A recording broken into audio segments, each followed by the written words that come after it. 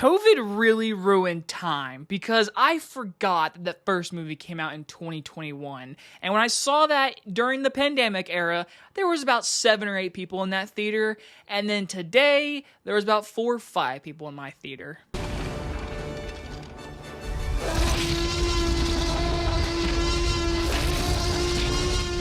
Nobody 2 stars Bob Odenkirk and is about Hutch takes his family on a much-needed vacation to a small tourist town, however finds himself in a crosshairs of a corrupt theme park and a shady sheriff. I apologize, I do not know how to say the director's name correctly, but he's previously done a few segments for the VHS movies, and now he's directing the sequel, Nobody 2.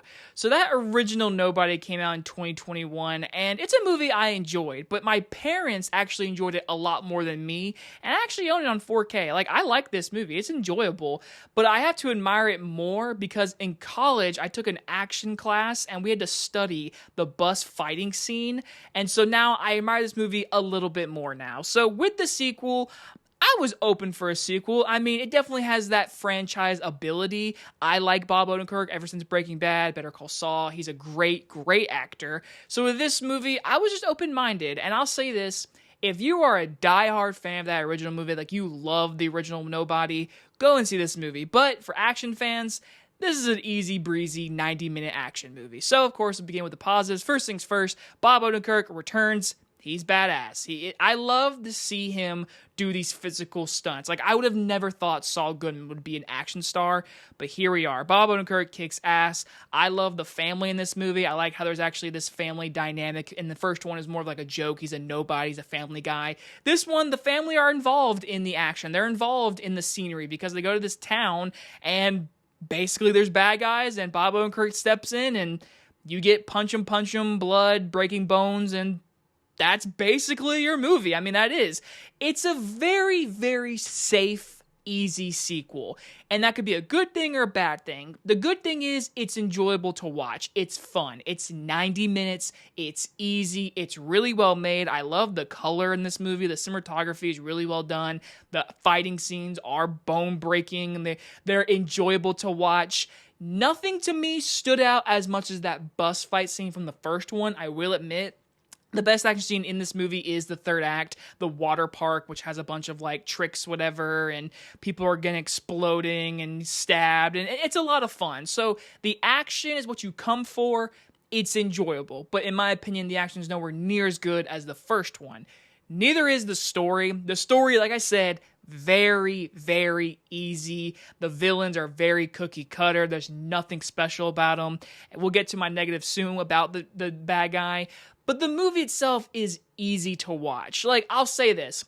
After the movie ended, I had to go pick something up from my mom and then come home. I sat in my room for about 20 minutes and I totally forgot I had to review this movie. So the movie, for watching it, is enjoyable, but it's not a movie that has a lot of staying power. Again, it's very simple, easy. And again, if you're a fan of the first movie, you're going to like this movie. But most people, it's pretty forgettable. And now we get into more my big negative.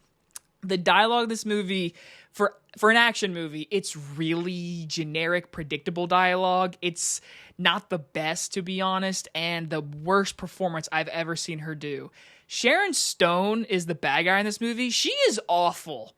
I'm sorry. She is so bad in this movie. Her dialogue is atrocious, but she doesn't help anything. She is a cartoon, some random dance scene. Just how she does a lot of her dialogue is just so bad. And she has a ton of ADR. There's a lot of ADR in this movie, and it's not very good. So the script and the dialogue, not very good. The story, very cookie cutter, very easy. It's an hour and 29 minutes.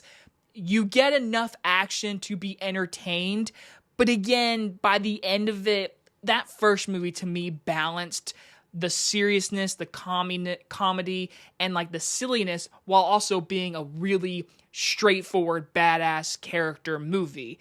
This one is like, hey, he's on vacation, bad guys, let's do some fight scenes. That's all this movie delivers to you, and if you're a fan of action or that first movie, go and see it. But if not, I would say wait for streaming. I'm going to give Nobody 2 a C. Again, it's not a bad movie. It's just a complete step down from that first one, in my opinion. But again, it wasn't the same director as the first one, so that might be something to do with it. But either way, I would be down for a third one. I like Bob Odenkirk. He's a badass in these series, so I'm down for more. Anyway, guys, if you guys enjoy this movie review, I'll see you guys on the next one. Bye, everybody.